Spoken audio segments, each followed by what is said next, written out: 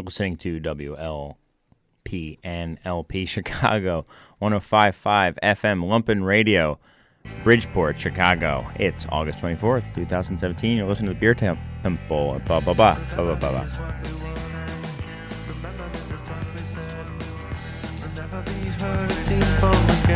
Again. Remember, this is what we wanted. Remember, this is what we said. To never be heard, seen from again.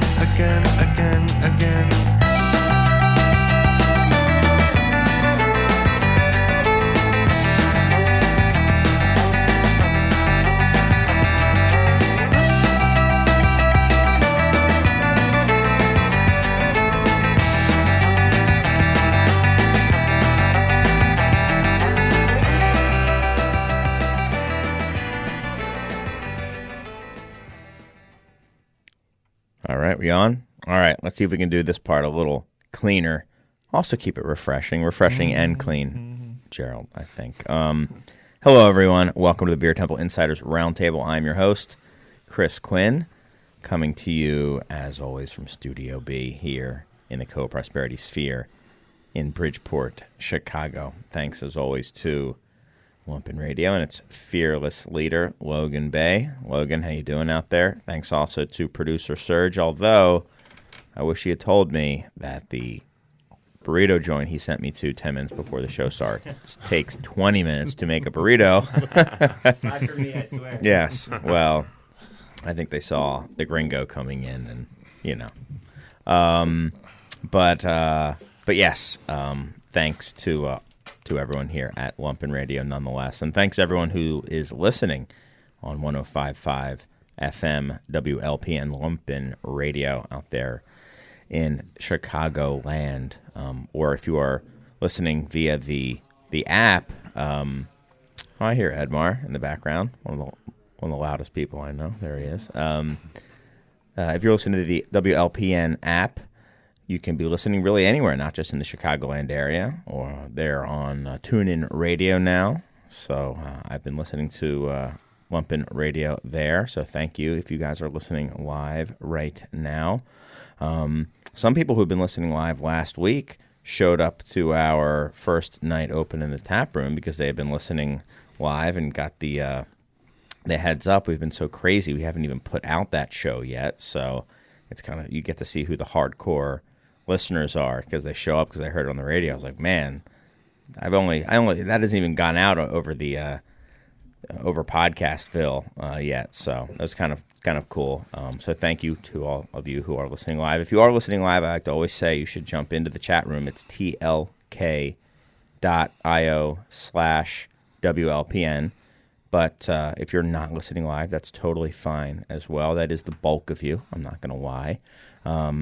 So just thanks to anyone who's listening. If you're listening for the first time, this is something I like to kind of go over, which is, you know, what the heck is the show that you're listening to. So basically, the goal of the show is to open up a window into how the people making, selling, marketing, and facilitating the beer getting into your glass feel about the topics that are a part of their everyday lives.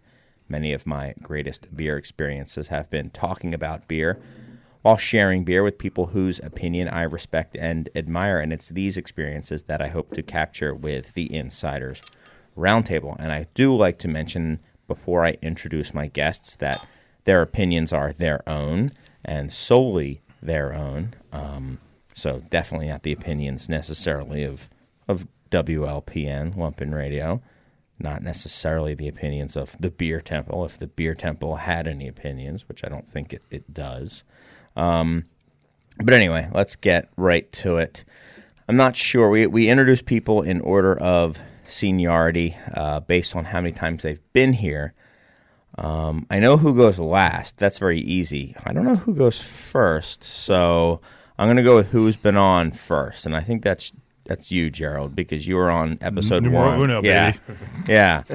So Jumped out of the womb. how are you? Yeah. What's up, man? Doing really good, man. Just actually had a couple beer tales over at Fountainhead that were kind of cool. They were doing an event with Off Color and had some Apex-inspired cocktails, which Worked out really well. So Did they have Apex in them, or were they inspired by Apex in them? Yeah. Okay, So okay.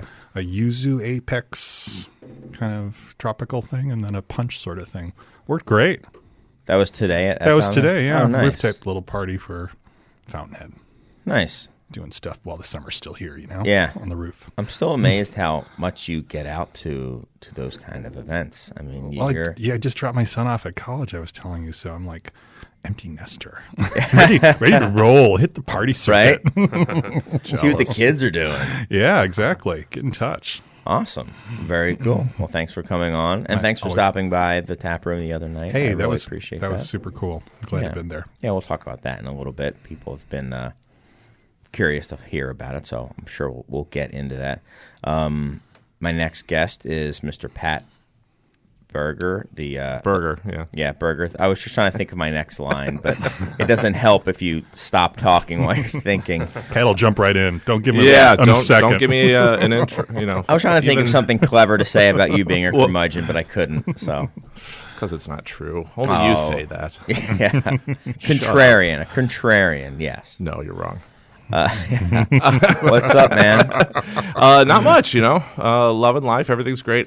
As many times as Gerald and I have been on this podcast, this is the first time we've been on together. Oh, I and know, you guys yeah. you're old buds. We are old buds. I would say that Gerald is a mentor of mine. Yeah, that's right, Gerald. Wow. Don't look surprised. I've learned a ton from this man. As have I. Yeah, tasting beers with Gerald is not just a pleasure, but a learning experience. Totally, you very totally. And, yeah, Talk and about as- that a little bit for anyone out there who knows, because we've talked about a little bit about what Gerald does when he comes on. I have but- no idea what Gerald does. talk about tasting I've been beers trying to that figure way. that out for a long time. Gerald is the director. Gerald's the director of the Beverage Tasting Institute, and I'm a beer panelist there for however many years. I don't know. You But talk and fill up my beer. 7 I can try. plus, I think 7-ish. Yeah, easy. yeah. And, we blind taste beer. I'm not sure what Gerald does with the results. That part I've never bothered to figure out. They go on tastings.com. Tastings.com. Not a promo. Get there. And Yeah, no, it's not. Not a It's promo. factual. Don't go there. That's Pure just factual. And they used to go in All About Beer magazine back in right. the day. And, Yeah, 20 years. right. 20 Yeah, years yeah. I wrote for All About Beer magazine. Yes, yes. And blind tasting is really, it will open your eyes to beer in a whole way that you didn't realize things were like. Because there's no product in the world that is more marketed and more susceptible to marketing than beer. And once you take that out of the equation and just, concentrate on what you're tasting, it's eye-opening. You realize how much you love Sam Adams. You do. I know. We always score Sam Adams very high. Yeah, it is interesting how certain things consistently score higher than you may think. Sam Adams, I think, overall does pretty well. Lindemann's always does pretty right. well. Yeah, right. because it's good. And those beers get kind of poo-pooed by some despite people. the nerds who are like, oh, that's all like sugar water for kids. Well, guess what? It tastes good. Tastes really and good. their stuff that isn't fruited is pretty out of this world. Yep. Yeah, Yeah. absolutely. Cool. Yeah, right. So that's So other than that, enjoying the summer. Glad it's over in one way. Kids are back in school. But other than that, it was a wonderful summer. Had a blast. Cool. And my final guest is a new guest. It's he is Roger. Is it Kuzelis? Kuzelis, yeah. Very good. Kuzelis of Corridor Brewing, and so the tradition is first-time guests introduce themselves. So could you tell people out there listening who you are in relation to beer? Yeah, for sure. The lead brewer over at Corridor. We're Corridor Brewery and Provisions. We're over on Southport, kind of in the greater Wrigleyville area, 3446 Southport. So we're a brew pub, full food and provisions, whatever that, accoutrements, Malort shots. Yeah, and the that's whole a provision. Yeah, so we're a small brew pub. We have 6 tanks. We serve directly from the bright tanks, and so we're a very small operation. And we've been really busy this summer, especially. So we're cranking out beers. Thank you, Jane. And having a good time. Nice. Yeah. I've been a few times. Great beer, great food. Oh, cool. Thank you. I'm there. Thank you. Yeah, it's great. Yeah, awesome. Did I say great? You did. Kind of and it's a fun having trouble space. finding other adjectives. I don't. Yeah, this is a weird for me already. It's an odd show. I know, I've we're all lost off for my tonight. first time. I've lost my glass. Oh, I handed it And to you you, were- and you never gave it back. That's what happened. Yeah, quite I have lost. it. I didn't- when you said- Confiscated. Yeah, can you fill up this beer for me? I don't have any beer over here. Right. The cooler's way over there. Okay. And producer is Jamie has gone down to the Mercado and fetched my burrito for me. That's So a now- producer. Yeah, you now were we're late. tempting. That's usually you're sweating bullets because we're all late. Right. And this time we're all like hanging around like. Well, I was the Jesus first one Christmas. here, but then I went to get a burrito, but it took 20 minutes to get the burrito.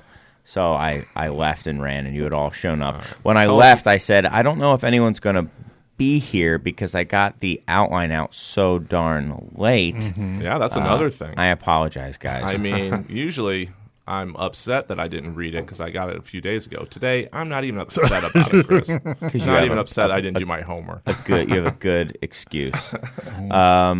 Yeah, it's been a crazy week. Yeah, you had a little opening over by you, huh? Yeah, what we happened opened with 2 Chris days Quinn this ago. week? Why don't you tell us about it? Okay. I'm going to turn the tables. Okay. All right. Welcome to Beer Pinions. Just kidding. You can tell the What do you audio. got going The on over audio there, is Chris? good. You yeah. got a new venture? What's happening? Yeah. So we opened up the tap room, the new location. We opened it up. Got the bar open 2 days ago. This is our third day, and the bottle shop opens tomorrow. And still a work in progress, but things have been going well. But just absolute bonkers. So things have been really good, but also very stressful. Little things that I'm learning about, like when your basement is 100 degrees, like it was yesterday when I put a thermometer down there, and I was like, "Oh man, all my compressors are All your going to compressors are down fail. there. They should have Yeah. all gone on the roof." Yes, they should have. You didn't Whatever. ask me An that engineer. question. I Well, an should've told you. engineer told me, no, put them down here, save you some money. And then my refrigeration guy, when he got him, he's like, these should have gone all on the roof. Absolutely. So now we're trying to figure out, because then we had another HVAC guy come in today and was literally like, go to Home Depot right now and get box fans until we Yeah, can port yeah. these out. We can get a port going out to the roof to suck some of this air out, because I'm surprised your compressors haven't failed already. Right. They've been working for like 5 days, so I'm of course having a panic attack, running around doing stuff like that. Wow. So we have like metal I-beams like to support in the basement, and you touch them and they're hot to the touch. So you're like, man, this is I hope you're not storing, good. I hope you're storing the beer down there. Yeah, outside of it. In fact, I got angry at somebody because they were busy and they put the kegs right outside the cooler. And I was like, you can't do that, man. It's 100 degrees down here. Get them in there immediately. He's like, I know, I'm sorry. I got busy. I was like, no, you have to get it in. It's you're going to kill the beer. Yeah. So little things like that. And then just trying to, run around and do stuff and learning that maybe there's reasons that nobody has done some of the things that I'm wanting to do with the bar, stuff like that. But that's all me complaining and griping. It's been great. So many awesome people have come out, The listeners can't see the smile on my face, right? I know. but I just It's a big smile. want to welcome you to the world of being a publican. Right. Congratulations. Thank you. Thank you. Careful what you wish for. Right? Yeah, no, it's a whole different animal. Yeah. I hope you kissed your wife and child goodbye forever. Yeah, right.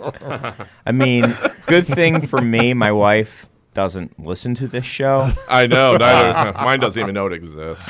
Yeah. So yeah, no, it's rough, and I thought we had kind of a fun panel because Gerald's been doing this forever. Pat, you've opened how many places? Not just your own, but have you opened other Yeah, places? a couple others. Yep. Yeah. Yep.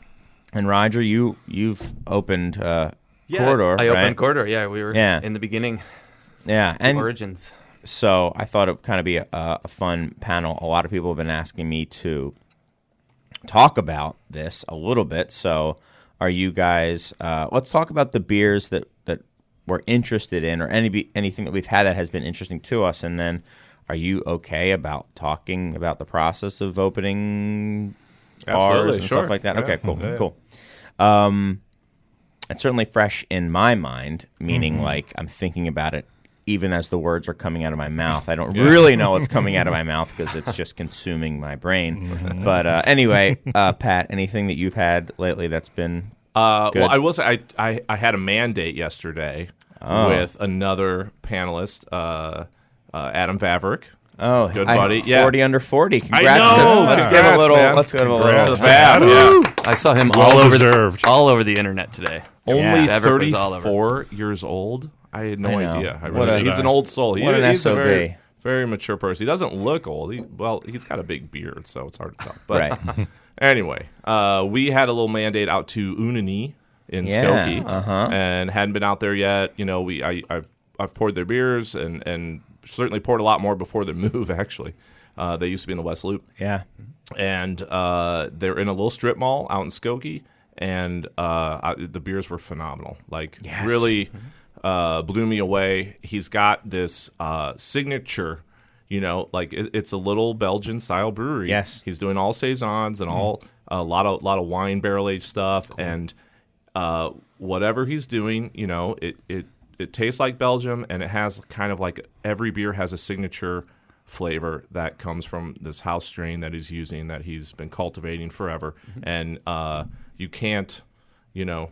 I don't know. You can't put a price on that. That it's very interesting ways, and the beers are coming out great. And I was blown away actually. And that I think has always been his strong point is Belgian, even classic Belgians. I think some of his classic styles are I know that they are my favorite things that he does. His triple, his quad, stuff like that are just amazing. I like his fruited stuff because it reminds me of the really nuanced fruited lambics, that the real deal from Belgium, and I like a little pink beer every once in a while. I'm not afraid to say it. Yeah, man. For sure. It's pretty. Totally. His flight looks beautiful too. It does. Yeah. I It's just know. colorful. It's Yeah, picturesque. it's like- Which is funny, probably the only colorful things Black that you're and going to white. see there. Everything else black and white. With him. So you and Vav just like We did. We chilled. We had a great little afternoon. so let's I go don't meet. want to get. I don't want That to is kiss and tell. that is a mandate. It was a mandate. It was a mandate. It was great. So not a business meeting. You Nope. were just we really. social. I mean, I kind of hammered him some questions about the airport and stuff, but other than that, we didn't really talk shop at all. Right. We talked beer. We talked about the beer in front of us, and yeah, it was really nice. That's cool. Yeah. Awesome. How about you, Roger? You had anything lately that you? I have. Just a side note.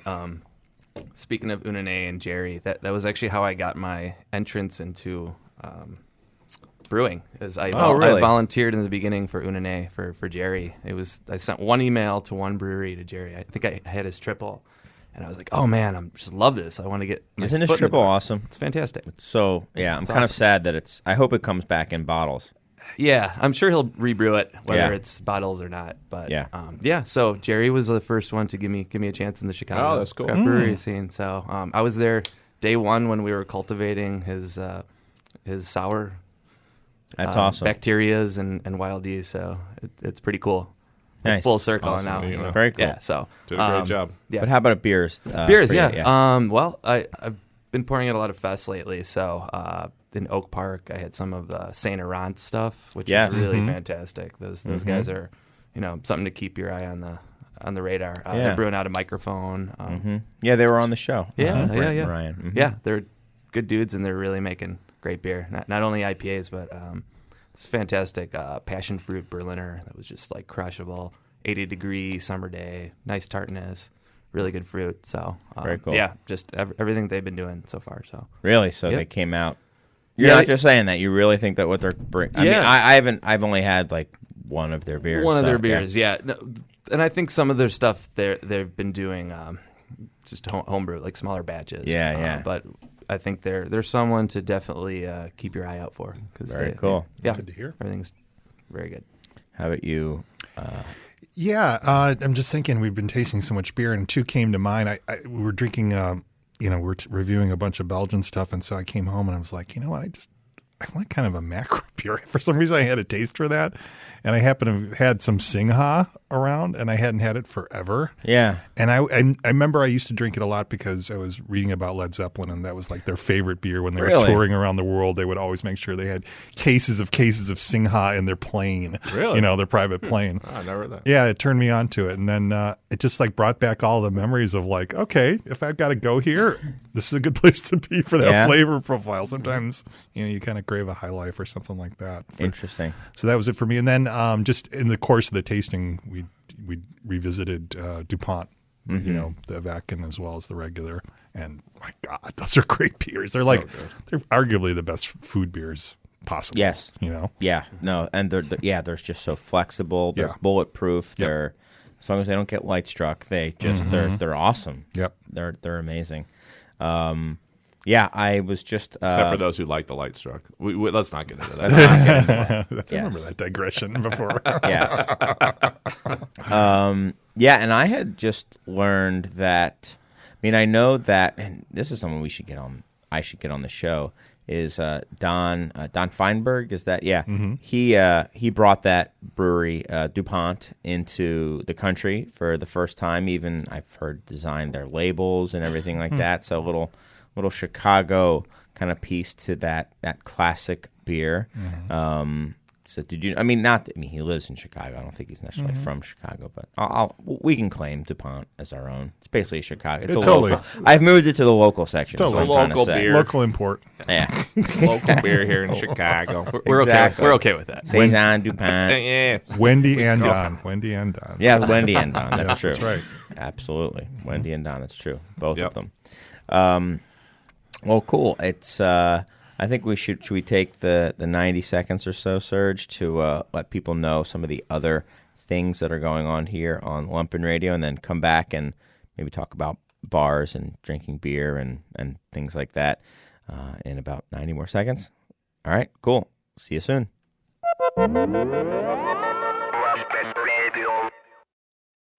Welcome back to the Beer Temple Insiders Roundtable.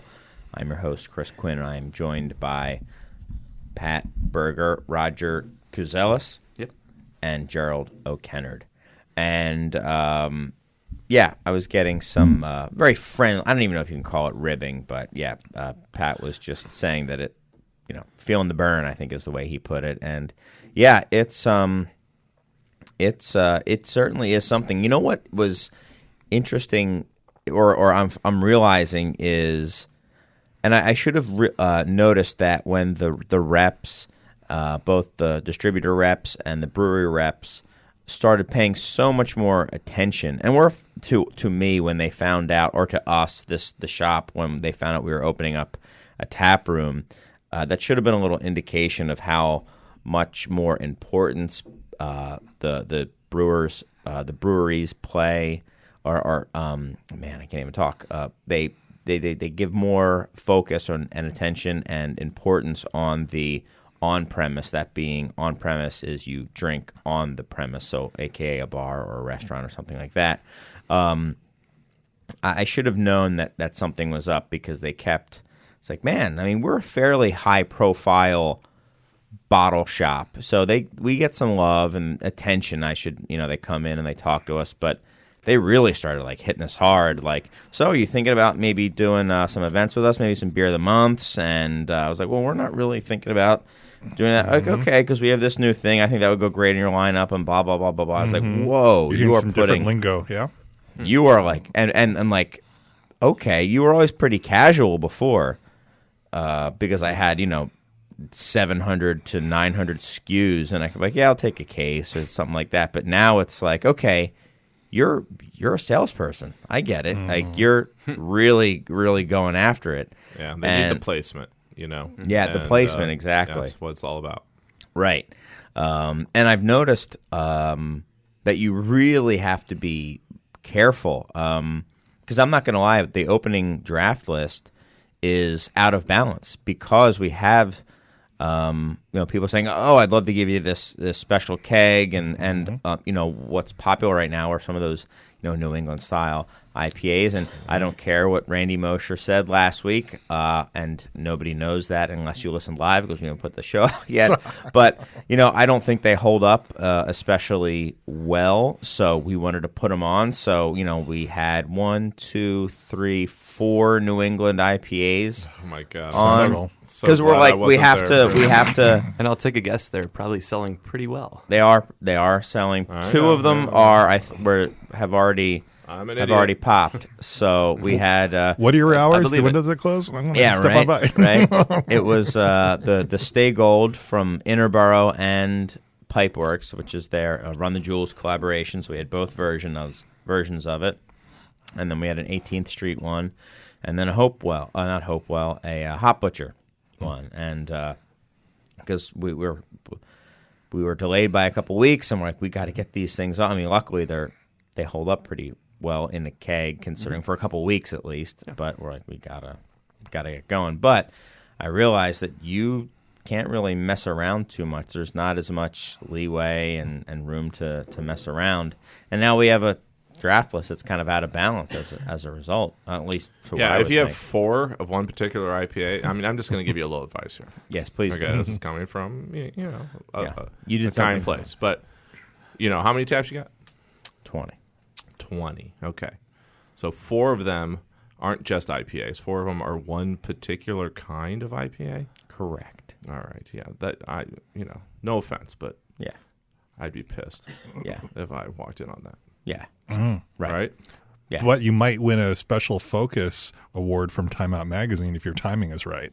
If you're the Northeast, New England But style I- IPA bar. Right. Exactly. Winner. But I'm not going to fill your bar seats. Right. So we've got. So obviously, that's what the kids want. All right. Yeah. I got to order some tomorrow. Right. Yeah. You got to get some. I got to get on this. Two of them You should. have popped already. Okay. It's okay. So would you say that's what you're known for now in your short? Yeah, we're span? known as like the Mecca. New England of Chicago bars. Right. So you should guys start doing serving Patriots chowder? games on the telly and just like We're go for it. We fully pivoted towards New England. We're fully invested. And Patriots bar, huh? That'll be good. I can't even. You know what? Can't even joke. Can't even joke because do it. I'm not. That will never happen. Go Red Sox. But yeah, it is funny that stuff like that has occurred. But we still have a pretty good draft list. But But you could be will like say. the next of bars. You It's could be hard though. like, It's that's this month we're going to be New England, and next month we're going to be Australian pale ales. right. And then, Next month we'll have no sales. This month we'll have plenty of sales. that's hard, Chris. And I will admit to you, I am a little out of balance at Kaiser Tiger right now. What in what way? Well, I had And why did it happen? I had my beverage director leave suddenly, and I took full control of the ordering again, and All realized smoke beers and lagers. that's what we're going. That's what I'm moving towards. That's what we're moving towards. But in Gradually. the interim, I've got to get rid of all this hoppy beer that's in the basement, and a lot of it's about ready to go, and some of it I just had to send back. To be honest, I had a few kegs I had to send back. So we're hop heavy right now for the same reason. I'm clearing out the cooler from a previous buyer, and I'm making sure everything's fresh as can be, and of Let me course give you turning a them little all into advice. smoked lagers. Let me give you a little advice, and this is coming from a place of love, I think is the way you put all right, it. I'm ready for it. I've been open for 3 days. That's my excuse. What you should? That's not an excuse. You should have the most balanced list in town. All should right, have thought this whatever. through By the for way- years.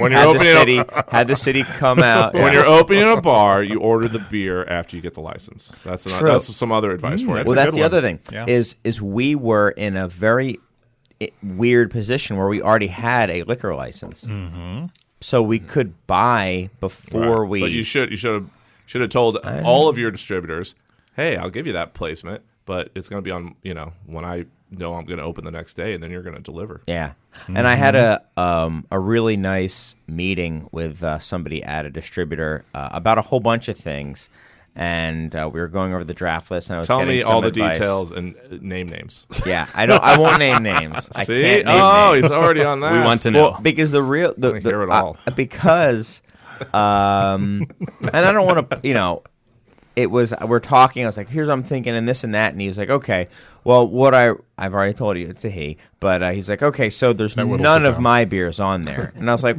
well, I thought we were just doing this thing where you were buying me lunch because we're friends, and no, I mean, it was, and that's not fair to the guy. That I'm exaggerating a little bit, and the reality is we did end up buying plenty of beer from this person's distributorship, but yeah, it's interesting to have. It's a weird position. Like when you were opening Kaiser, Yes. you probably had some expectations based on Patty Long's, I would think. I right? did, and I also, but I will tell you, I kept all of the beer reps at arm's length, right? And I did not tell them that when we were opening, and I was so busy with everything else. I did, but I was always wrong, so they just they started ignoring me. right? But and at the time, I'm still ordering all the beer for Patty Long's, so they're all coming to see me, and they're all going, "What about Kaiser?" And I was, "Oh, I don't talk about Kaiser at Patty Long's." Well, when are you at Kaiser? Never.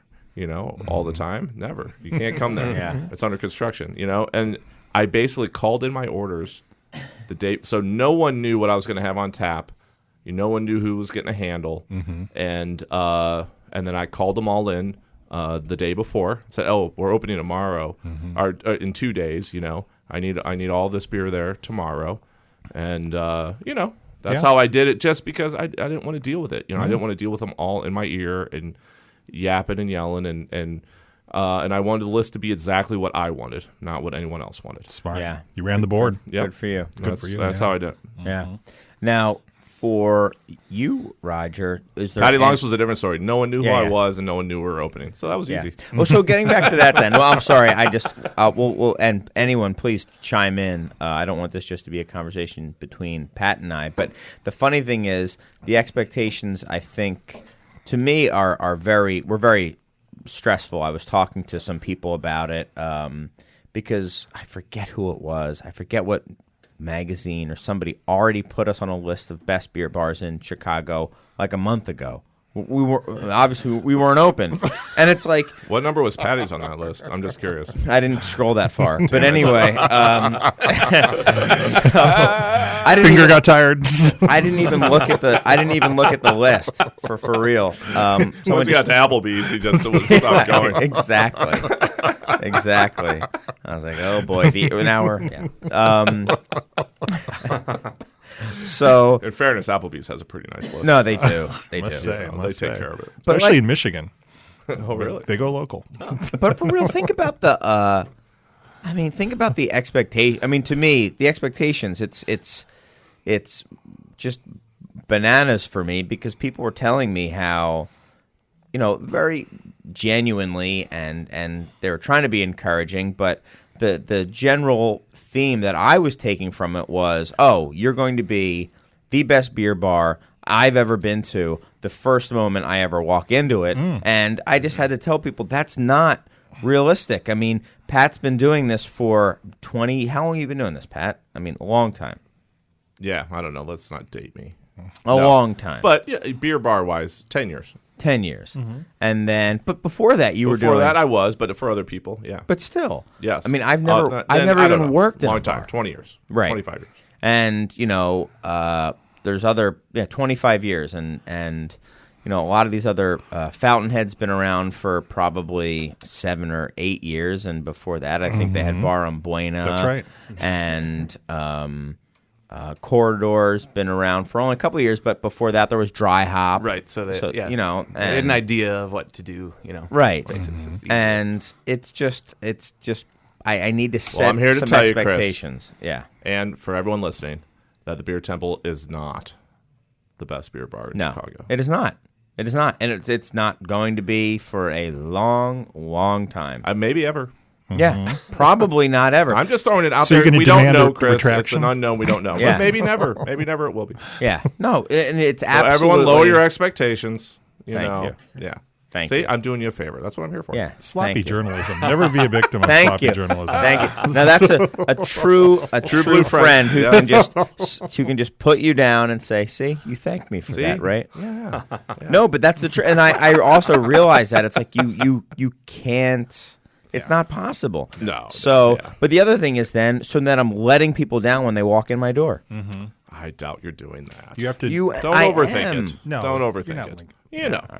Whatever gets them in, and then you wow them when they get in. You're doing great. It's Right. a great place. Everyone listening, I'm not trying to Now, trying to have a sob story here. I do want to say I didn't pay for anything, so I thought it was great. You might, I don't know. You guys are gonna get a bill, so it might suck, but Right. I loved it. Trade right. tasting Pat. Yep. Yeah, but it is funny. It's wacko. Like you were saying, Pat, that you get on these lists, and I don't know if Corridor gets on certain lists but like once you're on a list, then you're just on this list. So you were on you get on this round for TV shows are always coming into Patty's, right? Or That's true. Yeah. yeah. Yeah. And I don't know how much you want to talk about this. But No. I'm more than willing to talk about it. Yeah, I don't know. There's so many lists now. There used to be not that many of them, Right. and it was really crucial to get on there. And then you got tourists, and you got people on their beercation and whatever. The ultimate time was like in the 90s, early 2000s, where we all just walked around with Michael Jackson's Pocket Beer Guide, and if you were in there, I mean, golden, and we all went to the same places all over the world because Right. we just followed where Michael had gone, and they were all great, and you ran into people there because it was Culminator, all that was those the thing, visual yeah, arts. all of them, Like I told you the story, Gerald, of following. There's a very popular beer owner in Chicago that Gerald knows very well, Mike Miller. He owns Delilah's and Bottom Lounge, and I was in Belgium like 2 weeks after his bachelor party that went through Belgium. Sure. And obviously we both had the Pocket Beer Guide going to the same places, and everywhere I went, I'd be talking to the bartender and they find out you're from Chicago and they, Mike Miller? Trailblazer. I do know him actually. Oh, he was here 2 weeks ago. And then they point to the Delilah sticker on the cooler. Yeah, there's behind, still 'cause some leaflets on the tables, Mike right? would always read Right. a sticker and Marking- promote it. marking Yeah, there were territory. leaflets. Who was DJing this week at Delilah's? But that happened to like 6 places. So yeah, I don't know if they're that quite as important anymore. It's nice to get on them. It's nice when it feels nice. But I Right. don't know if people follow those lists like they used to. No, I don't think so. Because they're so inundated by them. There's so many of them. So Right. many. Yeah. You spend 5 minutes on the internet. It's a new Thrillist top 100 of the hottest places to go, the coolest beer spots, the coolest beers to drink. Yeah, when Edmar gets there, I want to mention how Bridgeport made the top 3 hipster neighborhoods on Chicagoist. I personally think he's responsible. Yeah, I mean, have you seen him? I mean, come on. It's a badge. Yeah, Hopefully he's listening and hears me. yeah, Especially absolutely. after he called the West Loop Schaumburg on the last podcast. I was Did he on. really? He did, yes. What did he was just? And yeah. you retorted that this is the new Downers Grove, right? I was- Bridgeport. I was like, where's the IKEA? I like that place. Yeah. I want to go to the IKEA in West Loop. Hey, can we circle back to one kind of industry trade point that I thought was interesting, which you noted the difference in the tone and the lingo when you're on premise versus off premise. Why do you think that is? Why is the battleground on premise from your experiences?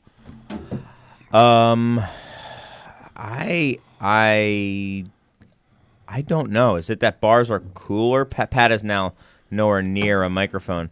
He's grabbing a beer. This is pretty awesome. What technique, though? Yeah.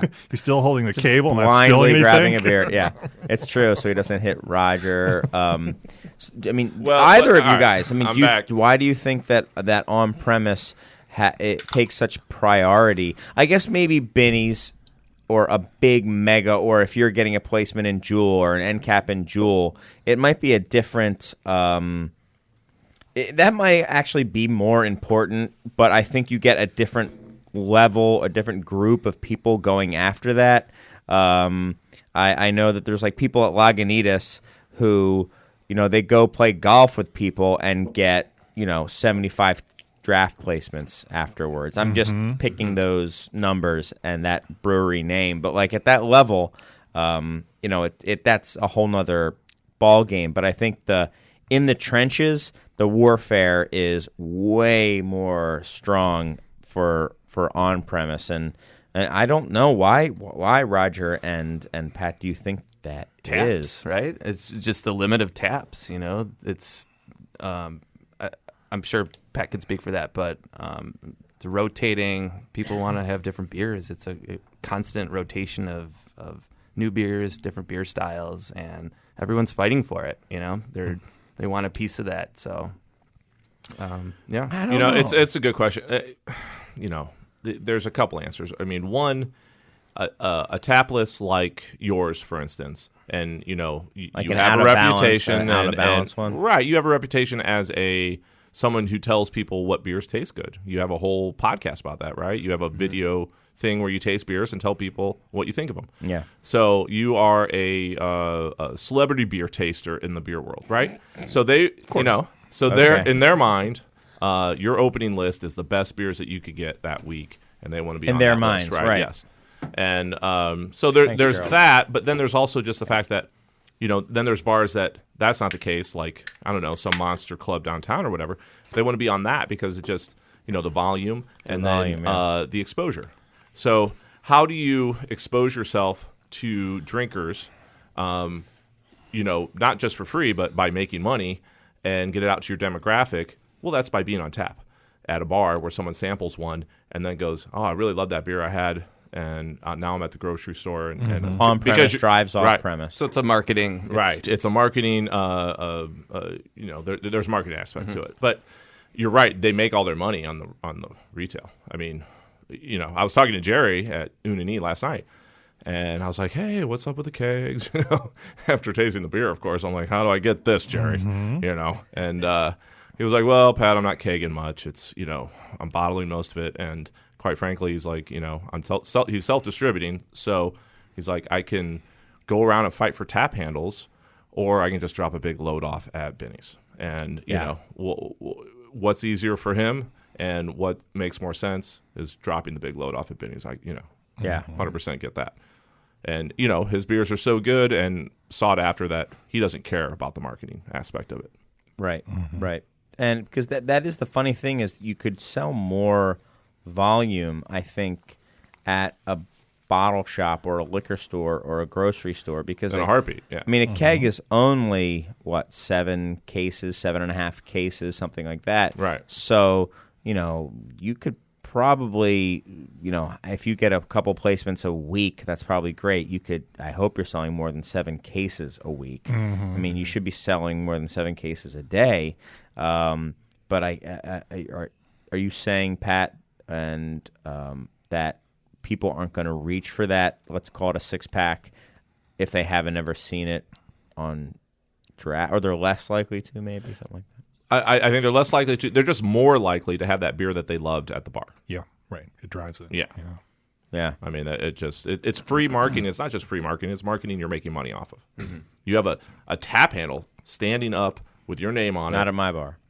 Not in your bar, but in mine. I like tap handles. You got a tap handle standing up, advertising your beer, or in your case, your name on your menu that all these beer enthusiasts are reading, and actually reading a whole, on yours and my menu, reading a whole description of your beer. And what'd you pay for that? Actually, nothing. You made money on that sale. So it's like, what else? How else would you hit your demographic so perfectly in any other setting? Right. We often have a discussion at Corridor. So we do very little distribution, if any. I didn't even know you did any. Yeah. We very little. I mean, but it's purely for a marketing standpoint. We're mostly just on-premise sales from draft, but it's be great if we get in certain spots that people go into that. And it's to drive them to drive us Corridor. to Corridor, right? Yeah, we don't have any plans for retail, at least in the moment. Actually, to make an announcement on the show, we are going to be putting beer in 16-ounce can format in-house only. So okay. we actually bought the Heard it old. here first. Here first. Exclusive. We actually bought the old cask 2-head filler from Spiteful. Oh, Yeah, nice. the little workhorse. I remember when Jason Klein of Spiteful told me about that can filler and how you fill it 2 at a time, Yes. and then you take it with your hand and walk it over to the seamer Yes. or turn and do it. Yes, pivot. This is true. I laughed in his face. I didn't mean it to. It was such a jerky thing of me to do, but it just came out. I was like, "That's not going to work." Proved me wrong. They made it work. So He'll be the first to admit that they did not use that the way it was intended to be used. And yeah. yeah. Well, however But they they did used it. it, They- it no, they it made it worked, happen. man. It worked. I mean, putting out. Yeah.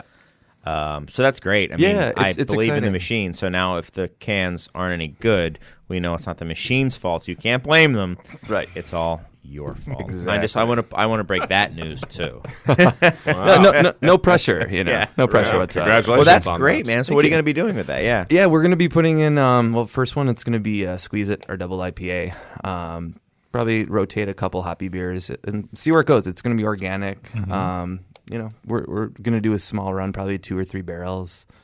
So whatever the equivalent of the case is for first run. And we hope to get that for our second anniversary, October 14th. Should be our first release. So Cool. We're Nice. very Awesome. excited about that, yeah. And you have a bit of a reputation for the hazy New England style. We have dabbled in the style, Yes. yeah. And you were at, I mean, it's okay to say Devil. you were at Forbidden Root Yeah. for a bit too, Yeah, right? yeah, And yeah. I know BJ Yeah. is kind of a big into those as well. Randy Yeah. Mosher was on last week, and we were kind of Randy's warming up to we them. were making fun of that because he kind of poo-pooed it one did. time. I don't know if it was on the show. It was either on the air or like immediately as we went on break. He was like, "Come on, what's up with those beers?"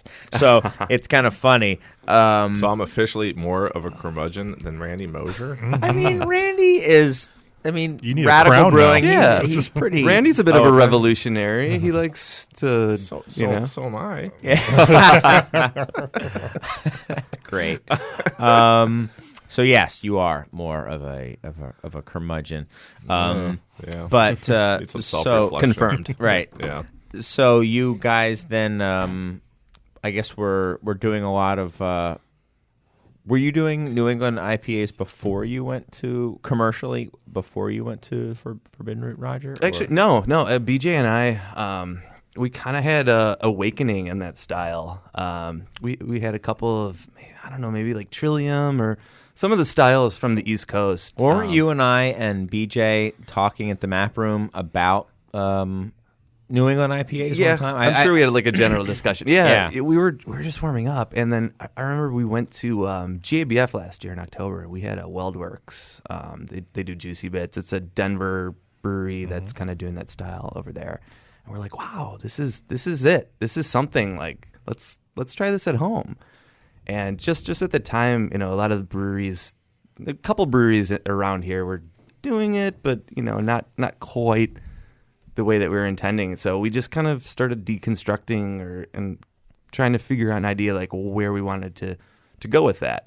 And where did you want to go, and what were you? So we deconstructing? we intended originally we wanted to go for like easy drinking. We like pale ales, double IPAs are the king of Chicago, but we like session, easy drinking pale ale. So we kind of targeted that type of style. And we wanted to, get that different like mouthfeel, very soft.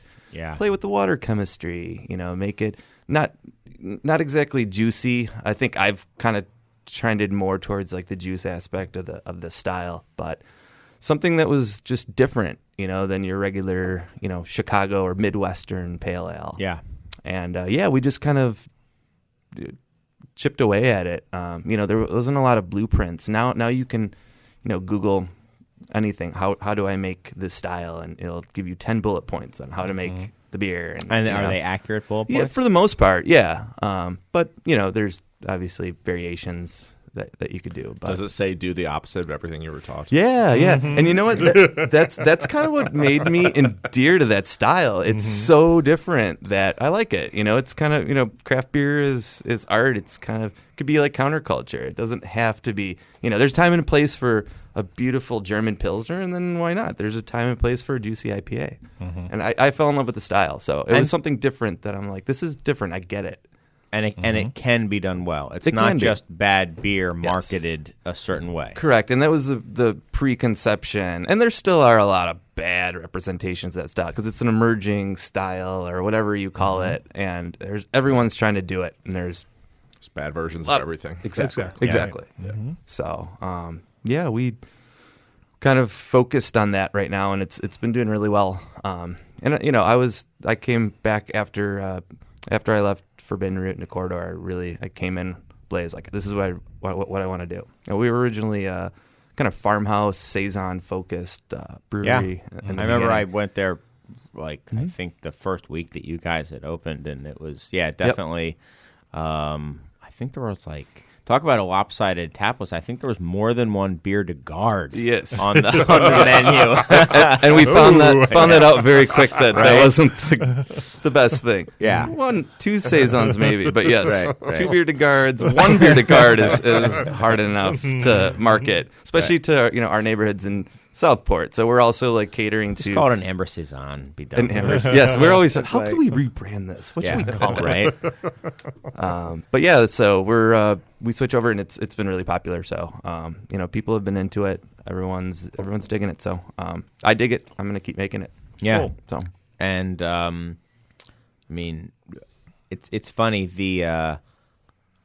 I think we are showing our age. How do you feel about? Do you get to taste a lot of New England IPAs, Gerald? Professionally, we've probably done under 10, and some have been real oddball ones that were not well made, but there were a couple that were, and then obviously tasting with you, and then traveling around and tasting some more representative things like you mentioned. Yeah, I think it's legit. I'm the guy at tastings that adds the new styles and has to write the definitions for the website. So I'm on the cusp. We usually have a rule if we see 3 or more of a style that's new per deadline, then okay, that's a market thing. That's something that's for real out there because we don't see everything. But if we see 3 of something, it's pretty indicative that there's some sort of trend happening, and then I'll go and create a new category, and so it'll show up on the site and write a definition for it. So we're on the cusp of doing that. I think if we get a couple more for this current deadline that we're asking for, we'll do that. So yeah, it's obviously a thing. People like it, and it's definitely a thing.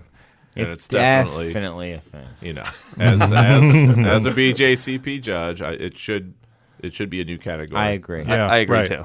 Yeah, you can't put him with the others because we did that. We had 2, and we put it with American style. I was like, maybe I should put in English. No, let's put in American, see what happens. And the judges were like, what the hell is this? You have to have it in its own flight and properly styled, defined. And it's interesting. I think that it's fair. And even within that, there are almost 2 categories now. There's the New England and the juicy, and they are a little bit. I'm not going to let you split it up.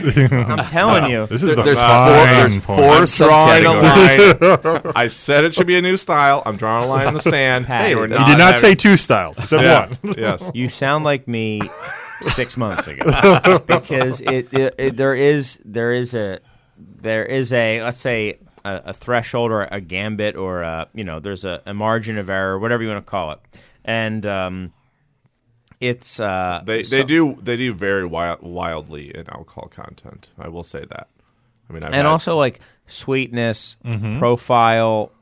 That's fine, but you can say the same thing about. And we had a focal banger on the show within the past year. That was one of the best IPAs I can remember having. It was phenomenal. It was so good, but it wasn't that juicy style. But the other thing is, if you had a really good amber ale or brown ale or beer to guard or another, let's say it's an unpopular style that was a really good version of it that you personally didn't like, or let's say it's even like a porter that was really well made but you don't happen to like them, you wouldn't poo-poo it this way that people who don't like those hazy beers poo-poo those. I have noticed that, and I'm a little bit guilty of that. You know, it is a trend, so it's new. So Like I could kids I could, these days. I could see that. I mean, just like I don't know, black IPA. I don't know what to equate it to. In recent, it's like and Well, everyone's get, doing because it. there's a get off nothing- my lawn element to Yeah, it. yeah, for Yeah. sure. And Pumpkin I'm beer? fine with that mantra. I am fine sticking up for traditional brewing techniques, traditional beer. Sure. Get off my lawn! Don't you know I'm trying to brew a smoked lager? Get off! I have to say real quick, you are listening to WLPN, LP Chicago 105.5 FM. But you were about to say, I'm just saying. I don't remember. I don't know. You interrupted me with WL. yeah. No, I was talking about what your station are we on? mate, you and kind of like smoking your own juicy IPA beers or something. Yeah. Are you going to make a smoked? That might be New an England in. style That might be an IPA? in over here. I haven't thought about that. I know BJ is working on an oak aged New England IPA at Forbidden Root. So I think smoked could work. As soon as you guys, better. yeah, Smoke it first, and then As soon as they start barrel aging it, it should be over. Yeah, like think about like a smoked peachy. Maybe That it might could work, work. yeah. I mean, you'd have to have just a touch of smoke. Maybe up the.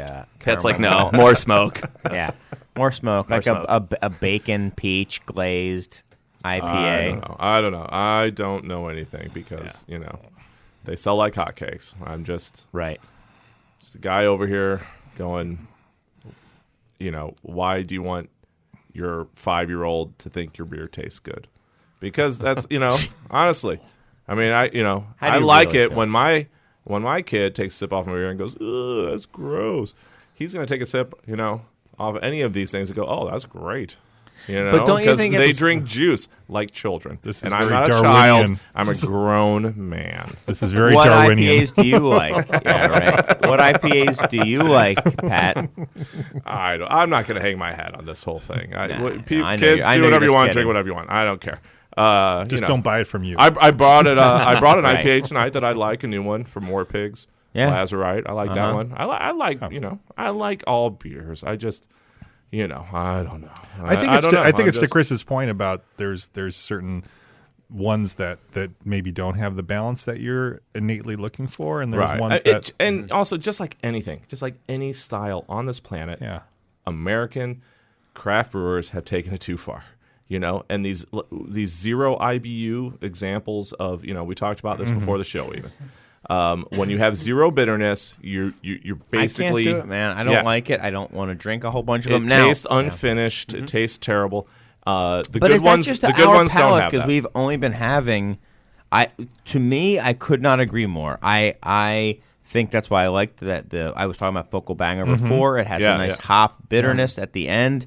My favorite. Heady Topper to me is bitter. It very is. bit- It's very Right, bitter. yeah. It is, and I love And it. isn't that the granddaddy of this style? Sort I like of. that Yeah, beer. but- It's just an IPA to me. It's like the origin of that style. Right. But you put it right. It's the granddaddy. Yeah. That's like Yep. almost like that's your granddaddy's New England IPA. Exactly. So we have to take it to the extreme, and I'm sorry, but now it's gross. But that was the extreme. So now they've just kind of pushed. Right. They've reframed the argument here. Right. So there's the subcategories that you're not willing to entertain. That's the 4 right. subcategories. Yeah, I'm not willing to have a northeastern North IPA and a western Low West IBU. IPA. No, Yeah, right. Eastern IPA. No, I'm not willing to do that. But I think that might just be how our palates have been. Well, I don't know if I think this or not. But what about this as a question? Do you think that it maybe is just how our palates have been adjusted or Conditioned. conditioned? Yeah.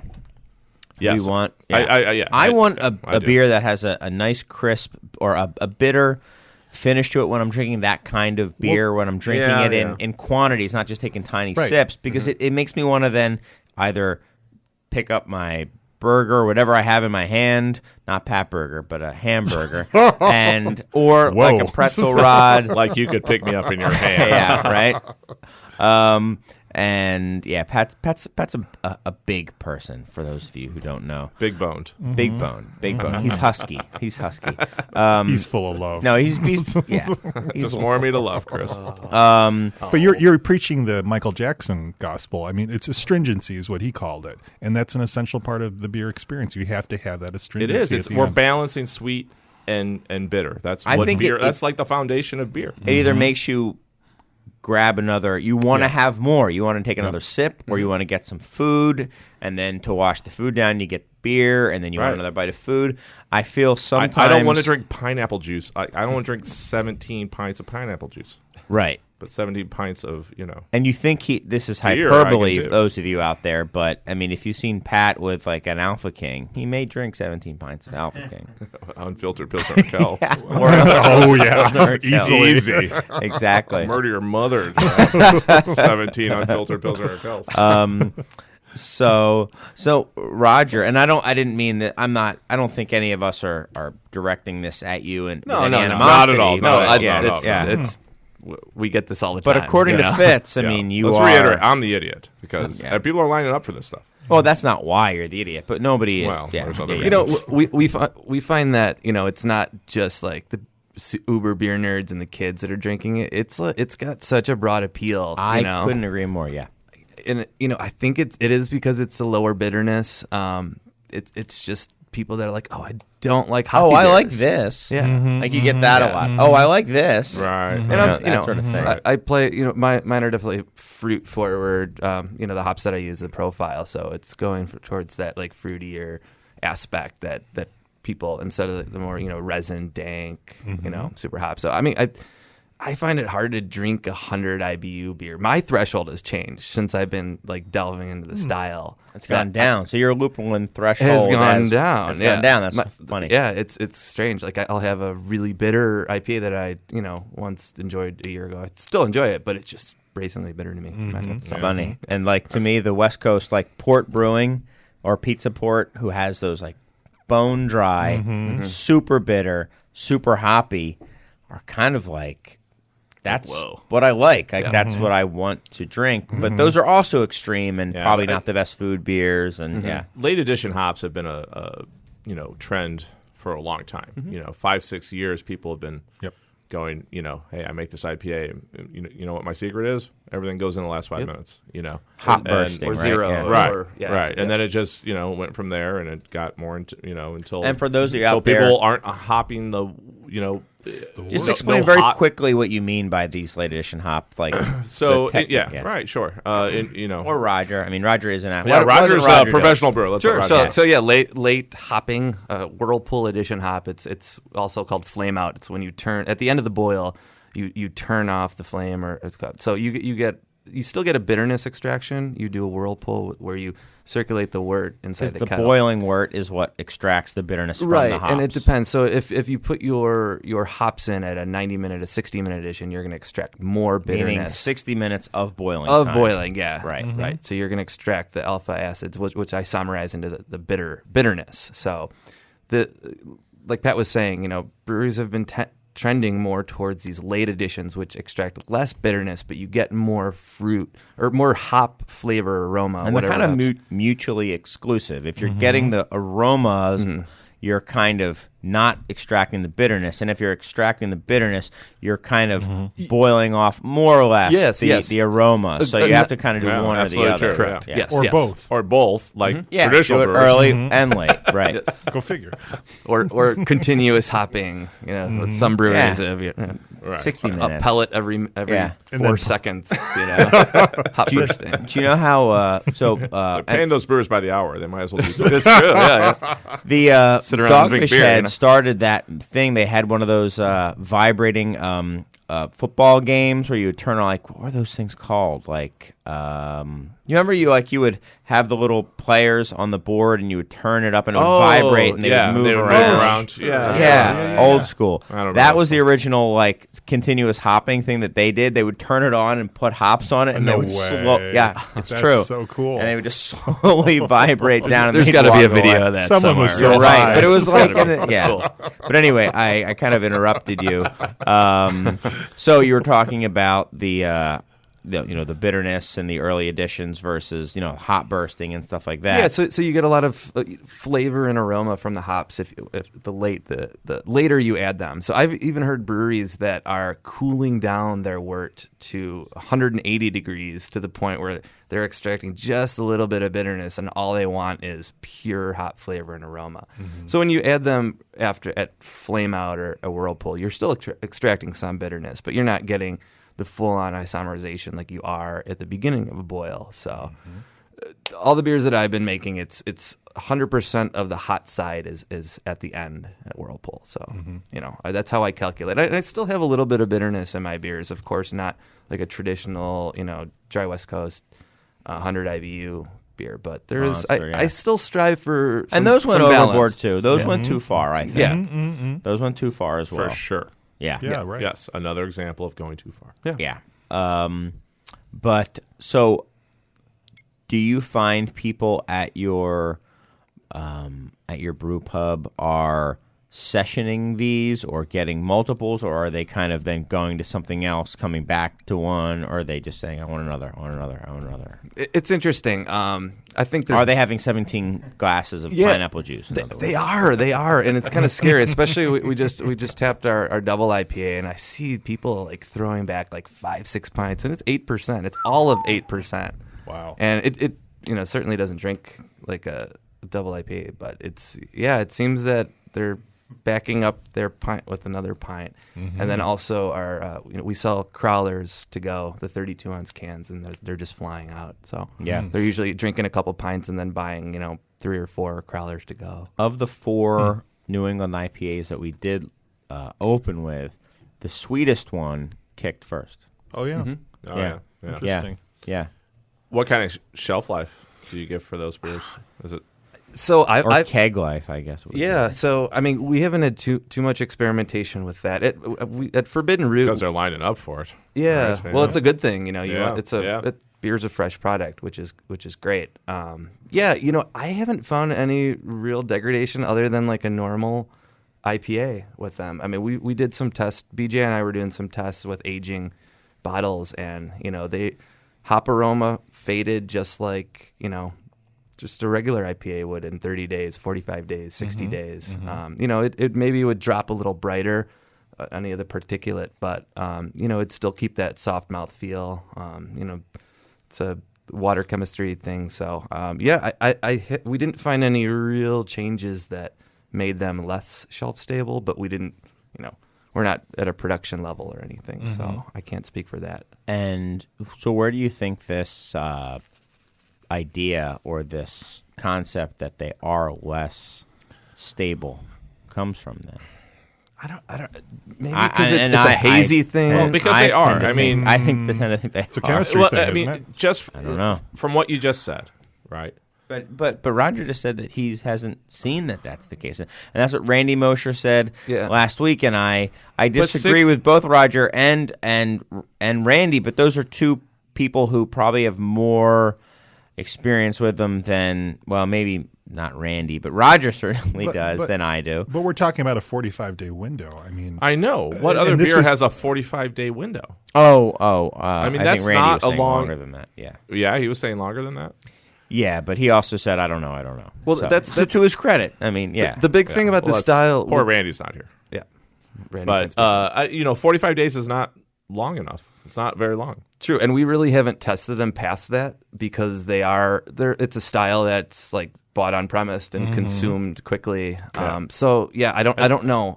That'll be That's interesting. what I think it should be, and I think that's where it's going to land and where it's going to have its permanent home is as a brew pub, a brew pub beer. That brew pubs, another reason to go to your Right. get the fresh beer at the local brew pub. And we're totally okay with that. That's exactly Right, what that's we what want. you guys are. Yeah. So, I mean, that's And great. Will Moore was on a couple weeks ago. I mentioned it last week. I'll mention it again this week. He kind of had an idea.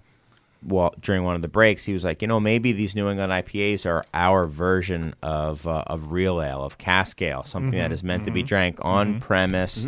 It has a finite shelf life, and that it's just Right. the whole idea is to be drank very, very fresh, not to be put into a bottle and sent over to the States or it's just meant to be. Same with Zwickel beer, right? Right. You know. So, I mean, maybe that's just what that beer will be. right. Because I can't believe we've been talking about this for that long. It wasn't even on the docket. It's so cool. Yeah. I know I didn't do my homework, we need but to it take a wasn't break. on the. You got email such a I hall pass perused. now. I know. We'll take a break I because know. the rest of the topics are like super depressing. So, Yeah. yeah. So This is nice and uplifting. yeah, Feel- let's. feel it. It's That was juicy. fun. I love It's it. juicy. Yeah, It's yeah. juicy. Let's go with it. Serge, do you have some juicy music? Can you change it up to be a little juicy? Okay, cool. Serge, I think can do it. I'm gonna go eat a burrito that is now very cold, and That's a new thing too, by the way. yeah, a burritos. late edition burrito. It's so hot right now. No, Yeah. no pun intended. Yeah, we'll be back in a few minutes with more of the Beer Temple Insiders Roundtable. So long.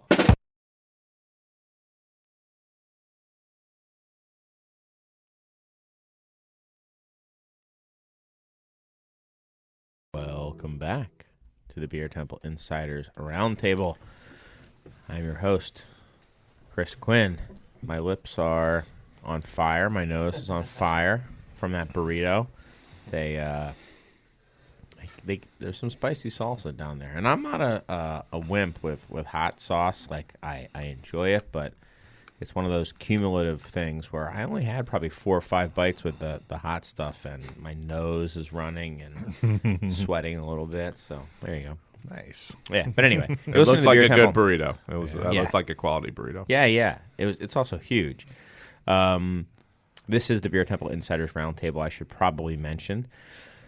I am your host, Chris Quinn. I am joined by my guests, who are Pat Berger, Roger Kuzelis, and Gerald O'Kennard. And we were talking about what else? We were talking about New England IPAs. That's it. That's it. God. That's the show. Shocking. Jesus. And now we're drinking them. Yeah, We're not just talking. and BJ, Yeah, BJ sent me a text, and that he has some comments, but his comments will not be shared.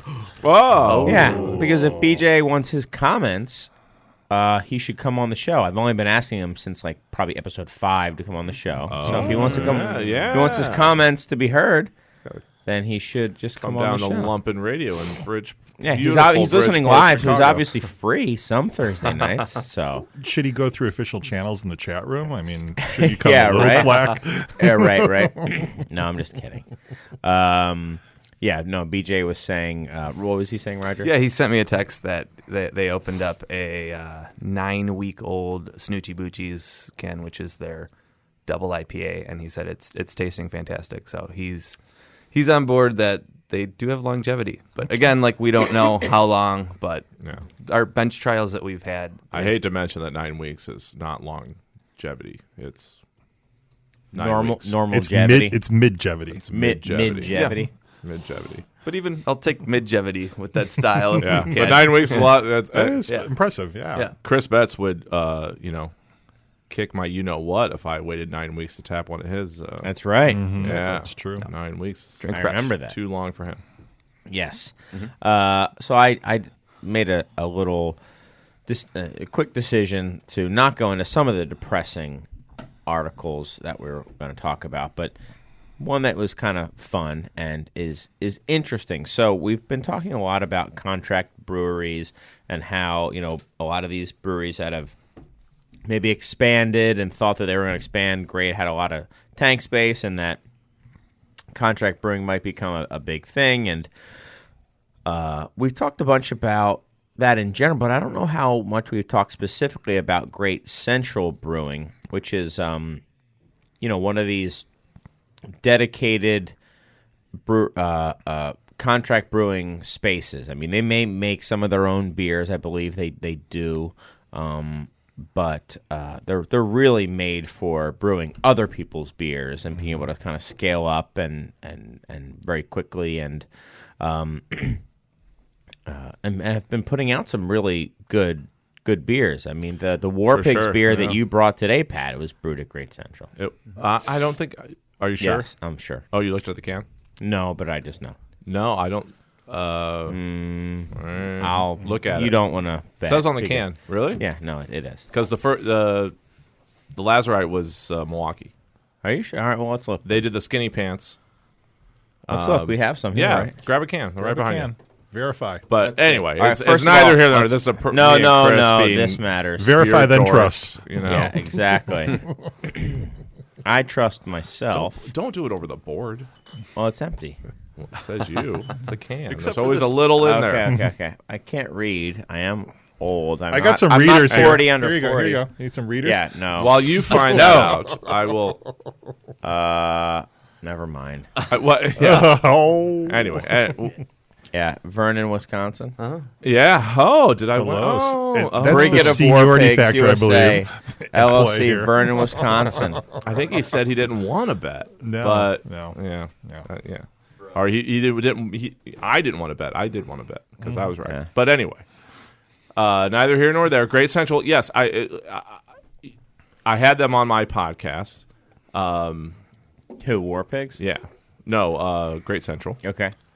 And they spent, the last couple years staring at blueprints in the bar at Kaiser Tiger, planning this thing out, and really great guys. Really, fantastic. And who are they? Who are these guys? Well, Dave Avram, I think, is the guy who's been hanging out at Kaiser forever, trying to plan this thing. He is hired on a brew staff that is incredible, and they have this unbelievable. I sound like an ad for him, but they have this really cool German brew system, A Rolex, yes, which is like the Rolex of brew systems. it is. It is. But honestly, I don't know like There, a Rolex from Adam. But if I talk to a brewer and say that they have a Rolex, I always goes, oh, they do. And I talked to John Laffler about it and said, they have a Rolex, and even he was like, oh, they do. So Even apparently John- that's a big deal. even It is John a big deal, Lafleur, yes. yeah. Confirmed. Yeah. Yeah. So anyway, I don't, so they're a 2-month-old brewery and they're at capacity. I can tell you that. And, good luck doing that in Chicago any other way except being a contract brewer. Yep. And the beers that they're making are great. They are making some War Pig beer. If it wasn't, They are. Not They make the lager. The skin. They have a German brewmaster over there, Andreas, who also formulated a couple of their German. So they came out with a couple of their own beers. They're not concerned with their own beers. I got to pour, a same day unfiltered Helles that they drove over to Kaiser Tiger. We had a party. And it was I drank quite a few. Well, but they're not concerned with their own label. They're not trying to sell their own beer. They're a contract brewery. Yeah, and quite frankly, I don't know if we'll see any of their own beer again because they're at capacity. And although they do have an Oktoberfest coming, I got 2 kegs. I'm excited for it. But it's I think it's genius, and I think it's a really good way for a lot of these brewers who, we know how this market is. It's going up and down, right? It's going everywhere. And do you want to spend $10 million expanding your brewery only to find out that the demand for your beer isn't there anymore? Or do you want to test the waters and make a batch over at this place? They're not the first to do this. Brew Hub was the first one I ever heard of. Yeah. Yep. And they have a bunch over, their whole plan, how they have them strategically located throughout the United States. So if you want to kind of expand into a new market, you can just keep with them into an. I mean, it's genius. If it works, it's genius. Yes. Yeah. So, I mean, who wants to open a brewery right now, especially in Chicago? I don't know about the rest of the country, but in Chicago right now and try to compete for tap space and shelf space. Brutality. Brutal, right? Yeah. Yeah. This way you are opening a brewery. You are at Don't capacity. own the equipment. Yeah. And You don't owe for the equipment. I should and say. you don't have to worry about selling your beer. You just have to worry about making it. Right. You don't have to worry about selling. You don't have to have anyone on the street. You don't have to worry about whether the beer you're making is the trendy You're saying if you're Great Northeast Central. IPA. Yes, I'm talking about if you're Great Central. Yes.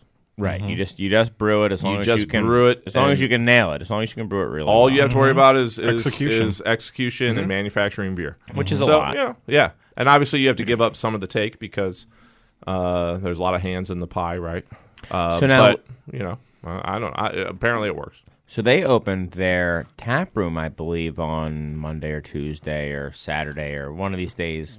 Yeah, they had Just a in the grand past opening. couple Yeah, days. grand opening last Friday. I went there after another grand opening at the Beer Temple. Well, that was a friends and family. Oh, I haven't had my grand opening. okay. yet. All right. Sorry. So many openings. I Oh, can't that's keep why track. you didn't think I was the best beer bar, because I only had 5 beers on at the time. Okay, I get it now. No, And your menu was teasing all the whales. yeah, right. We might have done that. Yeah, it was a tease menu. But I didn't get my West Feltrin 12. Yeah. Why does that happen? but Great Central opened their tap room. Seemed to kind of Right by Goose Island. Right by the Goose on Fulton. right around Yeah, the corner. And they have all the beers, not only the beers that they brew, but all the beers that they contract as well. So you can Yes. get Yeah. War Pigs, and you can get Maplewood, and you can get their own stuff. And do you know anything else that they're brewing? Beguile, yeah. Yeah, right. I think that was it. Yeah, but that's kind of cool. I mean, it's an interesting. No, I know. Like it's specifically for the breweries. Like I know Beguile and Maplewood. You know, it's a chance for them to take the next step up to make a large batch, to brew a 100-barrel batch. When you know they have a 15-barrel brew house, and you know they're only limited what they could do. Maplewood has the Charlatan, which won a medal at GABF. Fantastic pale ale, great. So there's only so much that they could put out at their brewery, and instead of upgrading a brewery that's so much capital, it's a new space, a new production brewery. I think it's a good opportunity specifically for them to upscale their batches. And it's really interesting how they're kind of having this.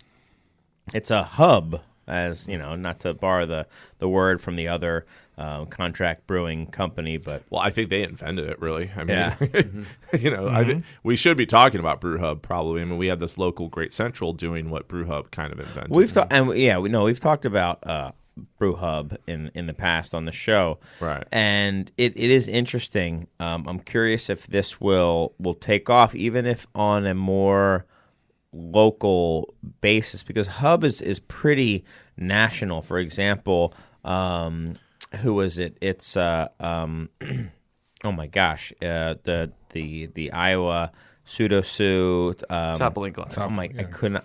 Yeah, there you go. So I can't remember Toppling Goliath. So Toppling Goliath was brewing their canned beers, or still is, out of Brew Hub. And I think Cigar City was. Yeah. But Cigar City was in Florida, and so was Brew So Hub. was Brew Hub, yeah. But that's where Toppling Goliath was getting their beer brewed at as well. Where the same place, Great okay. Central is all local beers as I far mean, it as is I right know. now. Right. They have Those one, are their they clients have- right now. They have one I East don't Coast think beer that's- that they're brewing. I heard. Oh, Do they? Okay. Yeah. Yeah. Okay, but it is kind of And interesting. I think they will probably brew beer that we won't hear about. Because Sure. some breweries don't want it to be advertised. Right. Some breweries are probably like, you can't put my beer on tap at your tap room. I don't know.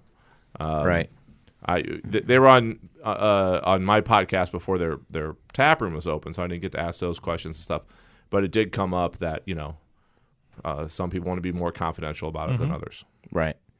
I do think that it's neat how, in, like, for example, Germany was known for having these kind of communal breweries, how these small towns would have a communal brewery and each person would come in, and almost like they'd have communal bakeries and stuff like that.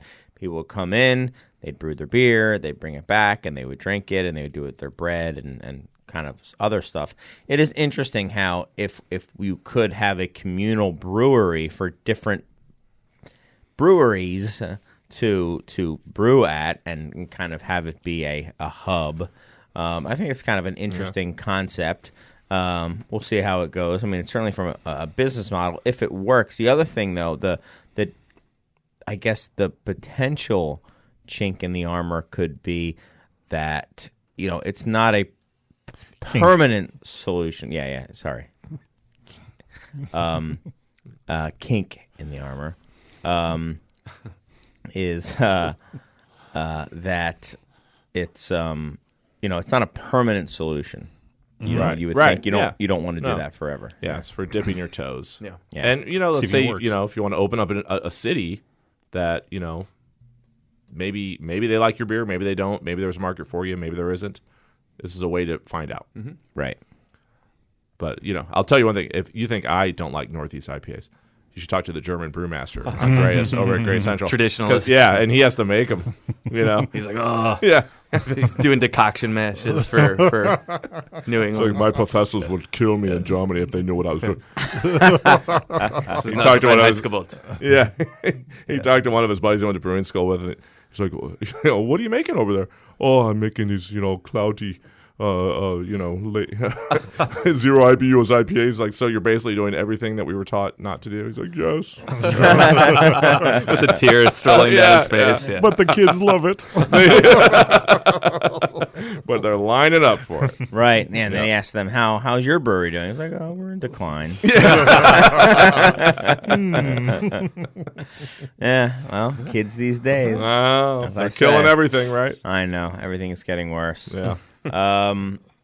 So, should we get to speaking of kids these days? There's a transition for you. So smooth. Yeah, we talked about Drizzly last week on the show, and that they're going to open up some of their data, not only for just regular consumers, but for retailers, for anybody, and so they started to put out also some analysis on their data, and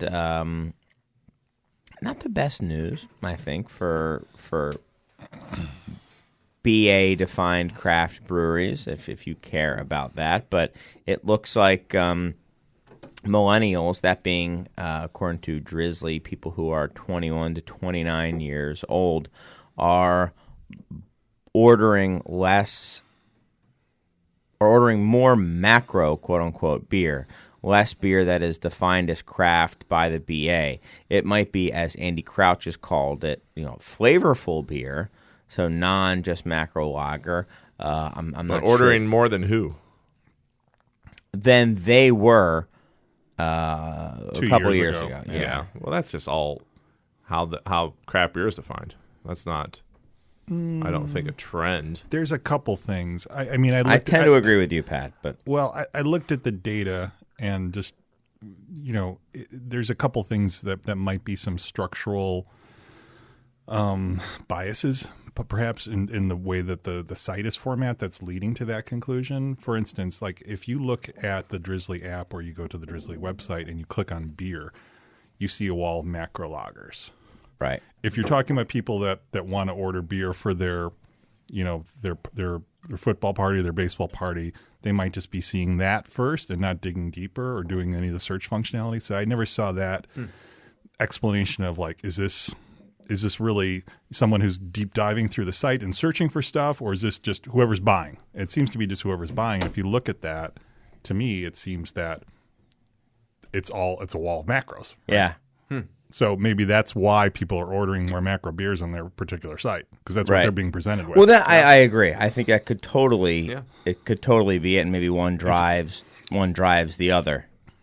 But There's a whole bunch of beers that they've been buying for the last 5 years that used to be under one category that are now under another. I think that personally is what it is. I think Right. that it might be. I mean, that. no offense, but some millennial who was drinking Lagunitas 2 years ago was in one category, and he's still drinking Lagunitas today, and he's in the other category. Yes, right? I honestly think he that's hasn't what it is. changed the beer he's drinking. The beer he's drinking has changed from craft to And I think that's why this whole slowdown is. I mean, the brands that were on fire have been bought. Lagunitas and Ballast, although Ballast isn't as on fire as they were. I mean, they were purchased and a whole bunch. Yeah, and Goose now And then some is other on. ones are- It was on fire, still is on fire. Yeah. Slowing down a little bit, but it's they're taking up a lot of the space. So I tend to not. I don't want to disregard it and say that I think it's indicative of. I don't think it's indicative of maybe what they're saying is that millennials are buying more macro beer because I think macro in that sense is not It doesn't portray what's really happening. Yeah, to me, like that headline, it's like, oh, they're ditching craft for Miller Lite. It makes it sound like dramatic. But Right. like what Pat was saying, But, it Miller might- Lite sales are down. Bud Light sales are down. Right. We always Bud sales are like 40% down. I mean, Bud, I'm making up a number. They're That's way huge. I down. doubt Yeah. Well, that. but no, After over the last few years, yes. But if- Budweiser is in the toilet. But if you look at the Wow. Michelob brand, just to backstep, the Michelob Ultra is their leader. That's growing like crazy for some reason. Maybe it's the health benefit claim or whatever it is with Yeah. Michelob Calorie. Ultra. The other thing is, too, just from my senior panelist perspective, is that there's also an implicit thing here with the term millennial. That's also shifted, too. So millennial, back when I was doing marketing early in my years with my company, meant people that were coming of age in the liquor market. So turning 21 around the year 2000. Now it's people that are born around 2000 or 21 to 29. So they're kind of playing with that term. So the people that were exposed to craft from, let's say, people of the age that are in this room going forward and exposed to it were the more mature millennials versus the younger millennials that they're kind of talking about at 21 to 29 that might not have association with craft. Yeah. That's another dynamic that was kind of I saw in that study was that shifting term. So Yeah. do you think there's an issue that, anything that was cool to my parents is not cool to me? Right. That's the fact. And I remember talking about that potential on this show, and people being like, no. They'll just go for a different type of craft. I mean, going back to, well, they're not going back to Budweiser. I just don't think it's all flavorful beer. I like that term that Andy Crouch uses, and they don't really care, about who made it, maybe, or more and more of them. Yeah, but that's I think for me it goes back to the data set. It comes back to the limitations of that playground that they're taking Yeah. the data from. I think Yeah. it's who uses that site. It's And what for. and what for. I mean, we had early discussions to do some business with this particular company, and at the time, 3 or 4 years ago, they said that we looked at our beer sales, and it's mostly people doing kind of last minute buys for their parties and for their their social events around sports, and so they're ordering. That's when they're ordering beer, as opposed to maybe diving in and saying, "Hey, what's the cool new New England IPA that's we on need your something site?" light and drinkable. We need, Yeah. or could I be want like something a price yeah. point. And too. price point driven, and also based on their model of what I don't know if they're doing advertising promotions to bring other certain brands up to the foreground in searches, or on the homepage of a particular categories. You tap on IPA and you see Goose Island IPA, you see Ballast Point, and you see kind of those things that aren't defined as micro anymore, or defined as craft anymore, as your choices. Yeah.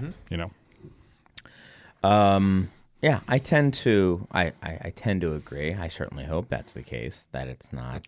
Yeah, Why? Just because you opened a craft beer bar?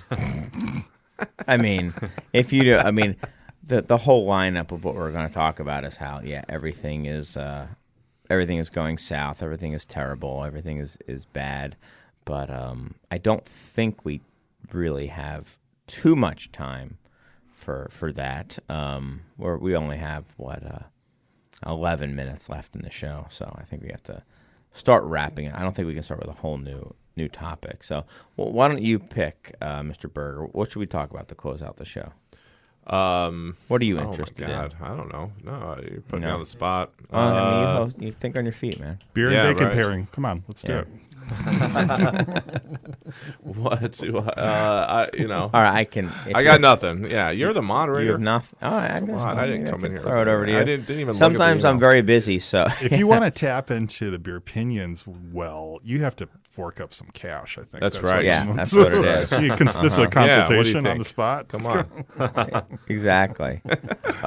beer opinions, big money over there, thrown around.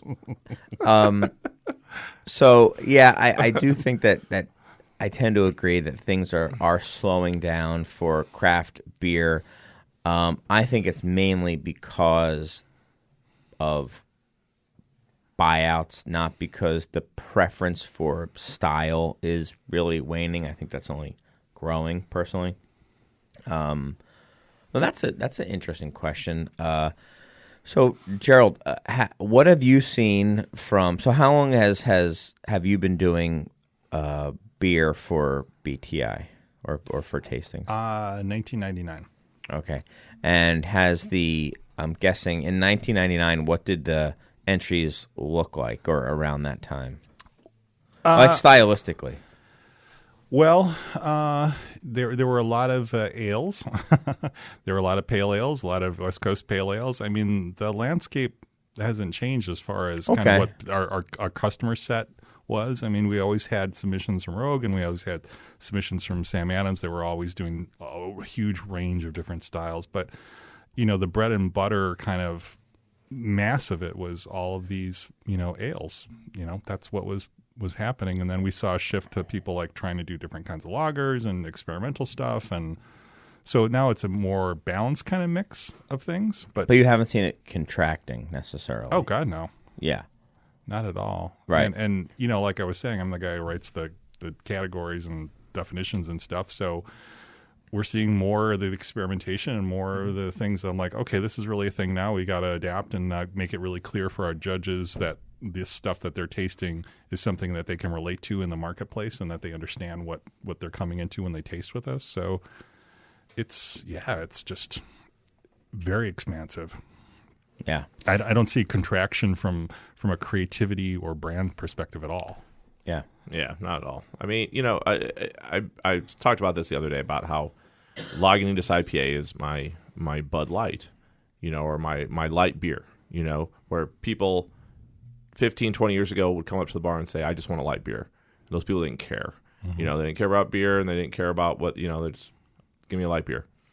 Well, those same people, and these are people who are 21, 22, 23, they're new to bars, they're new to drinking at a bar. Now those same people come up, same age, and they say, I'll have an IPA. Yeah, right. Yeah. And What IPAs do and we you just have? give them Lagunitas IPA, and that's the one they've heard of. And then the bookend of that, I would say that the older demographic people in their 50s that are in the suburbs and stuff are like, they're shifting. I see it in my household. They come over. They used to drink wine, and now I come home and they've tapped into my IPA stock. I'm like, really? You're drinking that? What do you think? Oh yeah, I've had that Lagunitas Born Yesterday before. It's okay, but I really like that cool thing you brought from work that they've never seen before. Yeah. And that's the new dynamic on that end of the spectrum too. Yeah. Yeah. These young consumers are certainly open, just so much more open than we were at 21 and 22. Not us particular, but our generation. Oh yeah. Who, you had two choices for a lot of them, and it was Bud Light or Miller Lite. I'm from St. Louis. You drank Bud Light. That's Right. what you drank. And if you were from some other city where Miller Lite was number one, that was what you drank. Or, if you were from Chicago, you drank Old Style. Old Style, yeah. None of that exists anymore, I don't think. No, I think people realize that there's almost huge variety. zero brand loyalty. That's why- and that's yeah. driving everyone crazy because Right. everyone's trying to figure It's out unpredictable. It's like very how unpredictable. How do you? What's the pulse? How do you read the Right. pulse of the consumer? Yeah, that's why I don't think that Drizzly Petri dish is representative. Yeah. Personally, it doesn't make Yeah, a lot of sense to me. We mentioned it last week, but they reached out to us several years ago as well, and it just didn't. What they said to you sounded kind of what I inferred, and it just didn't sound like something that I was interested in. And it just didn't seem worthwhile to me personally. Yeah. I thought it was a worthwhile endeavor for some people, but just Not for your business. Yeah. What were they proposing? I don't know what this is. Essentially, I didn't read the article. Well, their business is Was that there an they set up you as a retailer that would supply the marketplace market kind of. in that zip code basically. So you would be the place where their drivers would come and deliver the stuff. From Deliver what stuff? What do you beer. So like if you're beer. ordering beer, Uber or of wine, beer is kind of Yeah. the way I put it. It's not quite right, but Oh, so that okay. And- you order beer online and it gets delivered to you, but it gets fulfilled by the retailer. Usually, I don't know if I forget now, but I think sometimes it's essentially the retailer. the retail partner that they have in your zip code basically. Oh, okay. So you're tapping that inventory, and it's a whole data merging process, and that's where you're ordering from. Really, is the retailer, their marketer, facilitator. But they're not just doing Nielsen. They're not just doing the big boxes. So they have a different data set. I have heard of this. Yes. Yeah. They've called me, and I've just been like, I don't know what you're talking about. Nothing up. We don't have much time, but I am curious, like, with no brand loyalty, Roger, how do you get people coming back to Corridor? You know what? That's a big thing. We went to the Craft Brewers Conference in D.C., and that was the Brewers Association. There was a lot of, like, doom and gloom, like, there's a dip in craft beer sales, but the strongest sector was on-premise sales. So people are going to brew pubs, they're going to tap rooms, and it's a great to have a location. We're in a great location in the north side of Chicago that you can get to 10 different tap rooms and brew pubs around us, and people like to do that, and they go, and they'll revolve, and then eventually it seems like they'll come back to us. So it's just keeping our beer fresh. We're able to we don't have to have a flagship beer. We can always rotate and experiment with beers, and that really helps us, retain customers. So if you were there 2 weeks ago, you might come back 2 weeks later and have a brand new tap menu, which is exciting. That's exciting to the craft beer consumer. In a lot of ways, you guys are just competing like a restaurant would. Yeah.